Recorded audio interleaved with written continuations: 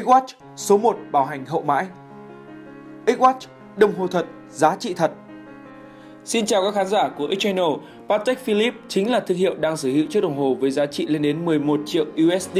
Đây cũng là thương hiệu được thành lập từ năm 1839. Với 177 năm phát triển tính đến thời điểm hiện tại, Patek đã trở thành cái tên đi kèm với đẳng cấp và danh giá trong thế giới đồng hồ. Và ngày hôm nay, hãy cùng tìm hiểu xem đằng sau cái tên này còn những điều gì thú vị. Đầu tiên là sự khác biệt của Patek khi chế tác. Mọi chiếc đồng hồ được gắn mác thương hiệu này khi được bán ra thị trường thì ít nhất phải trải qua những bước sau. Đây chính là những bước đánh giá và tiêu chuẩn khái quát của nhà chế tác Patek Philippe đã đưa ra và sử dụng khi chế tạo một sản phẩm. Hơn 1.200 hoạt động riêng biệt và khác biệt với nhau để hoàn thành một sản phẩm. Cam kết thời gian chặt chẽ từ 3 đến 5 năm để chế tạo ra một động cơ cơ học. Hơn 600 giờ kiểm tra, kiểm soát chất lượng trong quá trình sản xuất và 30 ngày tiếp theo kể từ ngày nghiệm thu và đánh giá kết quả một cách tỉ mỉ tất cả các chức năng vận hành của sản phẩm. Và mỗi một chiếc đồng hồ thì đều được thợ thủ công lắp ráp cẩn thận tỉ mỉ, đánh bóng một cách đồng bộ. Khi trải qua tất cả những bước như vậy thì một chiếc đồng hồ mới được xuất xưởng. Hệ quả của việc này là tất cả các mô hình đồng hồ đeo tay của Patek Philippe đều được chế tạo và thực hiện với số lượng rất ít, khoảng vài chiếc một năm với những mẫu giới hạn về số lượng, còn với những mẫu phổ biến và thông dụng hơn thì cũng chỉ lên đến khoảng 100 chiếc một năm mà thôi. Và các bạn sẽ hiếm có thể gặp được một nhà chế tác đồng hồ nào lại có những chính sách khắt khe về việc bảo đảm giá trị của sản phẩm và cam kết quyền sử dụng cá nhân như Patek Philippe.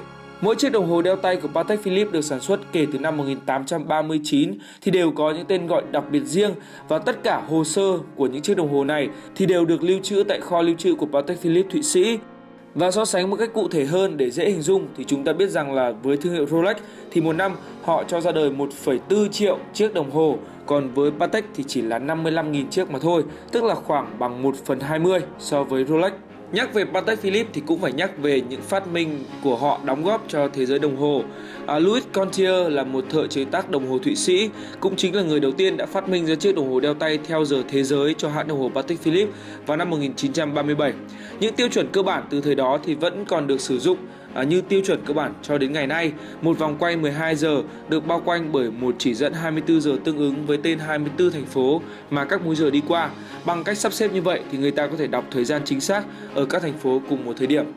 Và nhắc về chế tác thì thêm một thông tin, nếu nhắc về Breguet thì người ta nhắc về Breguet với tư cách là ông vua của Tourbillon, còn với Patek Philippe thì là ông vua của lịch vạn niên.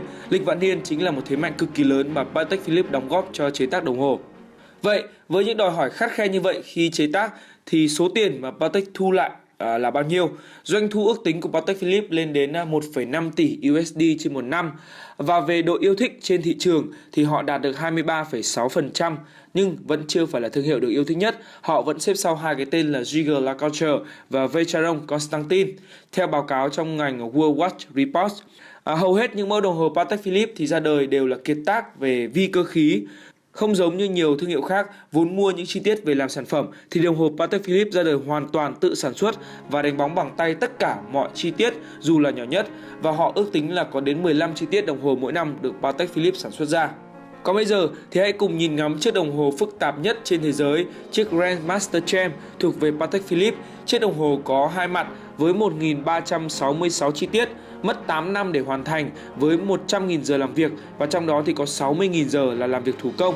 Chiếc đồng hồ thì có 7 chiếc trên toàn thế giới và giá bán cho mỗi chiếc như vậy thì là 2,5 triệu USD. Đó là những thông tin thú vị về thương hiệu Patek Philippe, một trong những thương hiệu hàng đầu trong ngành chế tác đồng hồ trên thế giới. Các bác nghĩ sao về thương hiệu này? Hãy cho chúng tôi biết cảm nhận. Còn bây giờ, xin chào và hẹn gặp lại các bạn trong những video tiếp theo của X-Channel. Các bạn đang theo dõi X-Channel, kênh review đồng hồ số 1 tại Việt Nam. Để cập nhật tất cả những video mới nhất và vô cùng hấp dẫn này của X-Channel thì hãy nhấn vào nút subscribe. Còn bây giờ thì xin chào và hẹn gặp lại!